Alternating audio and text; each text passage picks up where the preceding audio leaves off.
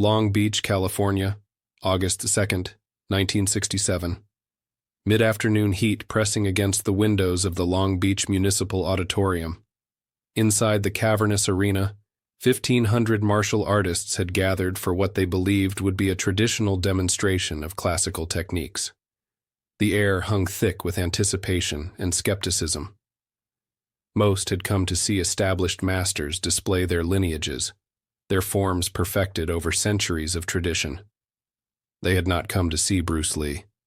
Few in the audience recognized the name when Ed Parker announced it from the makeshift stage. Bruce Lee was 26 years old, a minor instructor from Oakland who taught something called Jun Fan Gung Fu to a handful of students, most of them non-Chinese. In 1967, this was still considered unusual enough to warrant whispered conversations in certain circles. The Long Beach International Karate Championships had been running for 5 years. It was the largest gathering of martial artists on the West Coast, a place where traditional masters came to display their authentic techniques and preserve the dignity of their respective arts. Korean masters demonstrated taekwondo. Japanese masters showed karate and jiu-jitsu. Chinese masters performed kung fu forms passed down through generations of secrecy. Everyone understood the hierarchy. Age commanded respect. Lineage commanded authority. Traditional forms commanded reverence. Bruce Lee possessed none of these credentials in the eyes of the assembled masters. He was young, relatively unknown, and worst of all, he was rumored to be questioning the very foundations that gave martial arts their legitimacy. Word had spread through the tight community that this Lee character was teaching simplified techniques, mixing styles, and worst of all, claiming that traditional forms were impractical for real fighting. Ed Parker, the tournament organizer, had extended the invitation reluctantly. Parker himself was a traditionalist, a practitioner of Kenpo karate, who believed in preserving the classical methods. But Parker had heard stories about Bruce Lee that intrigued him. Stories about impossible speed, about techniques that defied conventional understanding, about demonstrations that left experienced martial artists shaking their heads in confusion. The invitation had been casual, almost an afterthought. Parker had told Bruce he could have 10 minutes during the afternoon session, between more established demonstrations. 10 minutes to show whatever it was he thought he was doing. Bruce accepted immediately. 3 days before the tournament, conversations in dojos across Southern California carried an undercurrent of curiosity and dismissal. Traditional masters who had heard about Bruce Lee's unconventional methods expressed polite skepticism to their students. They spoke in measured tones about preserving authenticity, about respecting the ancient ways, about the dangers of abandoning proven techniques for flashy innovations. The consensus among the established masters was clear. They would watch this young man's demonstration with professional courtesy, acknowledge whatever limited skill he might possess, and then continue with the serious business of preserving martial arts tradition. James Lee, Bruce's training partner, and the only person who truly understood what was about to happen, tried to warn his friend about the reception he might receive. The night before they drove down to Long Beach, James found Bruce in his Oakland apartment, methodically packing a small bag of equipment. "You know they're not expecting anything revolutionary," James said, watching Bruce carefully wrap what appeared to be a 1-inch thick board in newspaper. Bruce looked up from his packing. "Good. Low expectations make demonstrations more effective." James pressed the point. "These are serious people, masters with 40 to 50 years of experience. They're not going to be impressed by anything that looks like showboating." Bruce continued packing without looking up. "I'm not planning to showboat." The morning of August 2nd arrived overcast and humid. Bruce woke early, ate lightly, and spent an hour in quiet stretching. He did not practice any techniques. He did not rehearse his demonstration. He simply moved through basic flexibility exercises, preparing his body for what it would need to do. The drive to Long Beach was silent. James Lee drove while Bruce sat in the passenger seat, eyes closed, not sleeping, but thinking. When they arrived at the auditorium, the parking lot was already crowded with cars bearing license plates from across the western states. Inside, the sounds of preparation echoed through the large space, equipment being arranged, voices discussing techniques in multiple languages, the sharp crack of boards being tested for braking demonstrations. Bruce registered at the entrance table with minimal conversation. The volunteer checking names looked at him with mild confusion, clearly not recognizing him among the more established attendees. Bruce signed his name, accepted his participant badge, and found a quiet corner near the back of the auditorium. He watched the morning demonstrations with analytical attention. Korean masters displayed high kicks and acrobatic techniques. Japanese masters performed precise kata with mechanical perfection. Chinese masters flowed through elaborate forms that had been unchanged for generations. Each demonstration received respectful applause from the knowledgeable audience. During the lunch break, conversations throughout the auditorium carried a consistent theme. Masters compared notes on technique, debated the merits of different traditional approaches, and discussed the importance of maintaining authentic methods. Several times, Bruce heard his own name mentioned in passing, usually in the context of curiosity about what this unknown instructor might attempt to show. One conversation, overheard near the concession stand, would later prove particularly significant.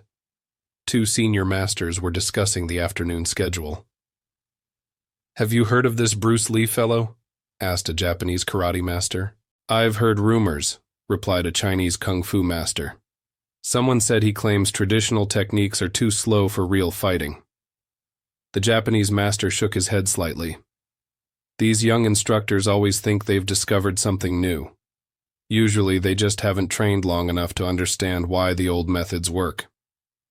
"Well, we'll see what he has to say for himself this afternoon." Bruce, sitting 3 tables away, heard every word. He showed no reaction. At 2:30 in the afternoon, Ed Parker stepped onto the demonstration area and called for attention. The afternoon session was about to begin. The first few demonstrations proceeded as expected. Traditional forms performed with technical competence, respectful applause, and brief explanations of historical significance.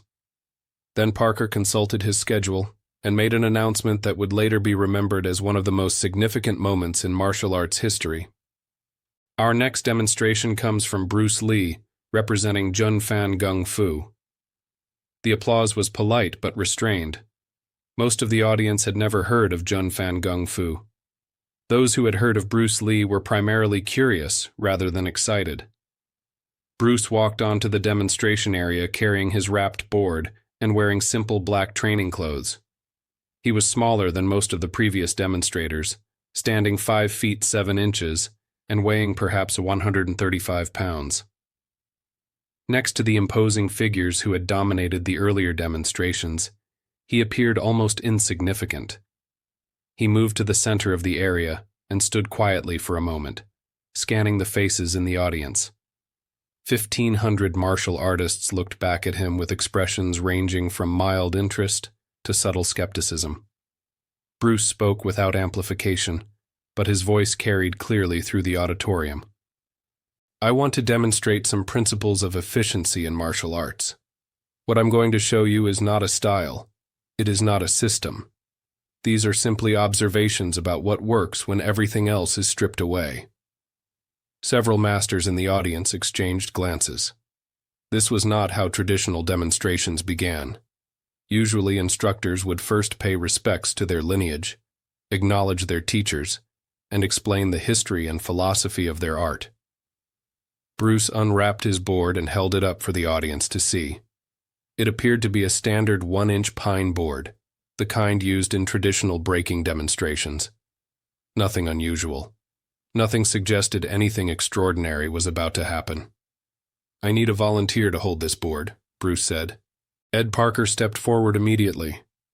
As the tournament organizer, he was the natural choice. Parker was a large man, over 6 feet tall and 200 pounds, with hands that could hold a board steady against almost any braking technique. Bruce handed him the board and stepped back exactly 1 inch. He raised his right hand and made a fist, positioning it 1 inch from the surface of the board. The audience fell silent. This was clearly impossible. Everyone in the auditorium understood physics. A punch needed distance to generate power. A 1-inch punch was a contradiction in terms. Bruce looked at Ed Parker. "Ready?" Parker, gripping the board firmly with both hands, nodded. What happened next lasted less than a second. Bruce's fist moved forward 1 inch and struck the board. The board exploded into 2 pieces with a sharp crack that echoed through the auditorium. But that was not the extraordinary part. The extraordinary part was what happened to Ed Parker. The force of the punch traveled through the board and into Parker's body, sending him stumbling backward 3 feet before he caught his balance. Parker, who had held boards for hundreds of breaking demonstrations, had never experienced anything like it. The power had not come from the breaking board. The power had come from the 1-inch movement of Bruce Lee's fist. The auditorium was completely silent. Bruce picked up the pieces of the board and held them up for the audience to examine. Then, without explanation, he moved to a clear area of the demonstration floor and dropped down into a push-up position. But not a normal push-up position. He balanced his entire body weight on only the thumbs and index fingers of both hands. Then he did push-ups. Not 1 or 2, but several, his body moving up and down with mechanical precision while balanced on 4 fingers total. When he stood up, Bruce looked at the audience of masters and students and said simply, "These demonstrations show principles of focusing power and developing functional strength.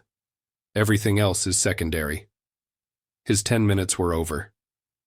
Bruce bowed slightly to the audience and walked off the demonstration area. For several seconds, no one moved. No one spoke. No one applauded. Then the auditorium erupted in confused conversation. 1,500 martial artists began talking at once, trying to process what they had just witnessed. The demonstrations had been brief, simple, and utterly impossible according to everything they understood about martial arts physics.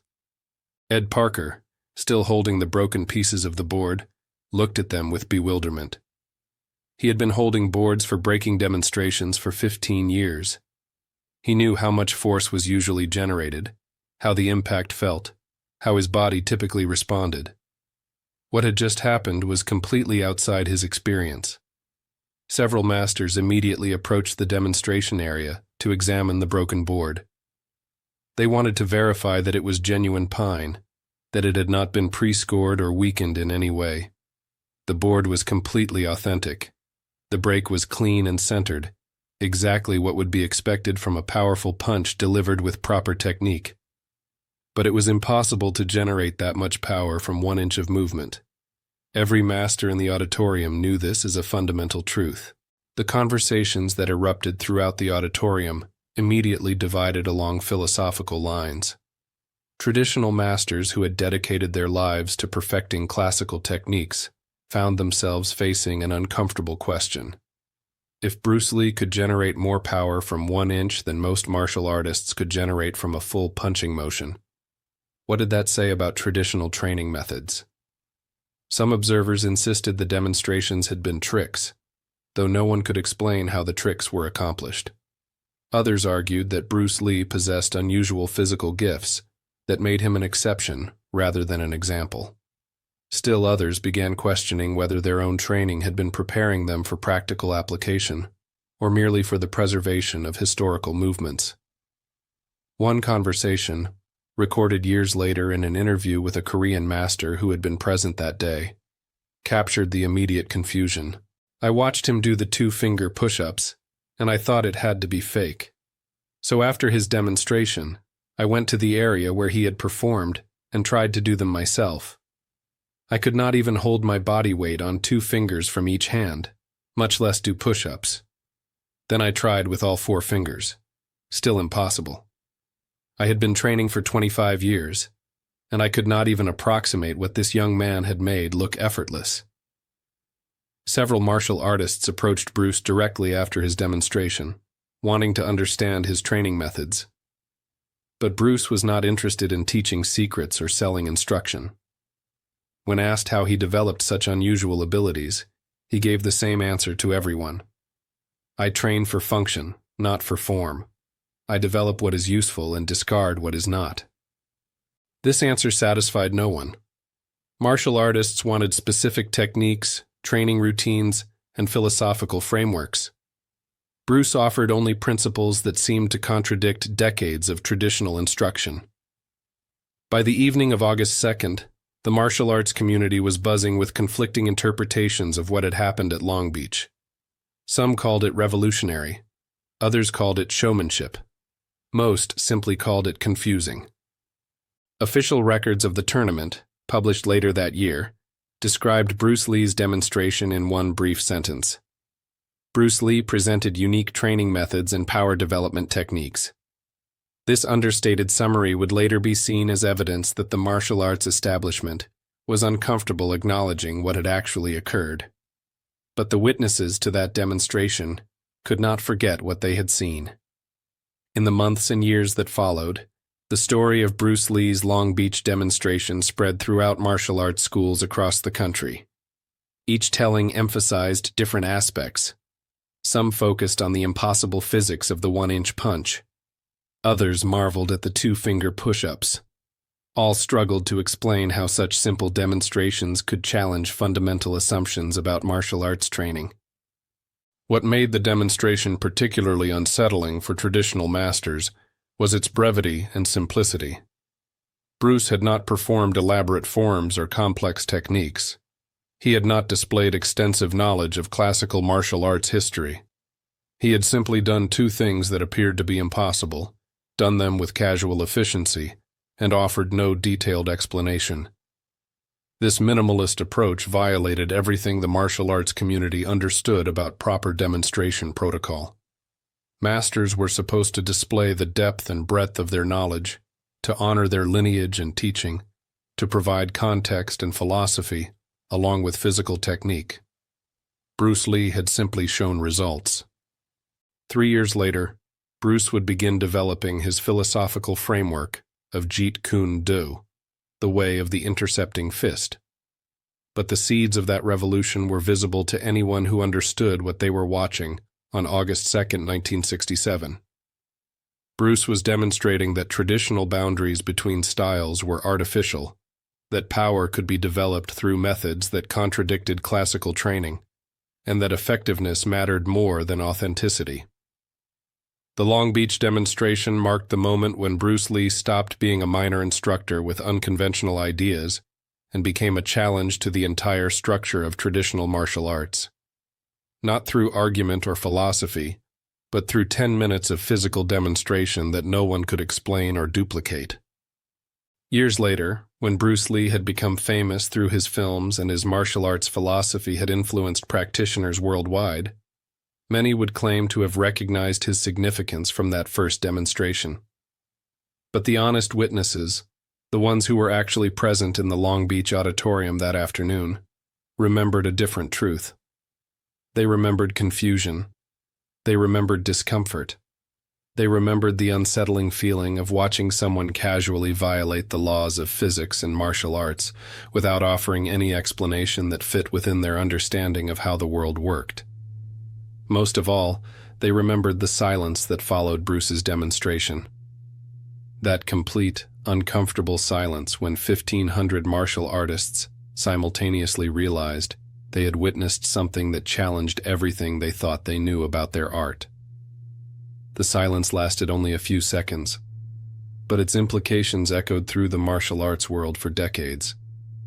What happened at Long Beach on August 2nd, 1967, was not just a demonstration of unusual techniques. It was the moment when martial arts began its transformation from a collection of traditional systems into something more fluid, more practical, more concerned with what worked than with what had always been done. Bruce Lee never claimed that his 10-minute demonstration revolutionized martial arts. He simply showed that power and skill could be developed through methods that traditional training had not explored. The revolution came later, in the minds and dojos of the martial artists who could not forget what they had witnessed. Some embraced the implications and began questioning their own training methods. Others rejected the demonstration as irrelevant to serious martial arts study. Most simply filed the memory away as something unusual they had once seen, something that did not quite fit into their understanding of how martial arts worked, but they all remembered. And in remembering, they carried forward the first seeds of doubt about whether traditional methods were the only path to martial arts mastery. The broken board was eventually thrown away. The auditorium returned to hosting conventional tournaments. The martial arts world continued its established routines. But something fundamental had changed on that August afternoon in Long Beach. A young man with no credentials, no lineage, and no respect for traditional boundaries had stood before the assembled masters of multiple martial arts and demonstrated that their assumptions about power, training, and technique were incomplete. The demonstration lasted 10 minutes. Its influence lasted a lifetime, spreading through the martial arts community like ripples from a stone dropped in still water, eventually touching every serious practitioner who came after. Whether they accepted its implications or rejected them, none of them could claim they had not been warned that change was coming.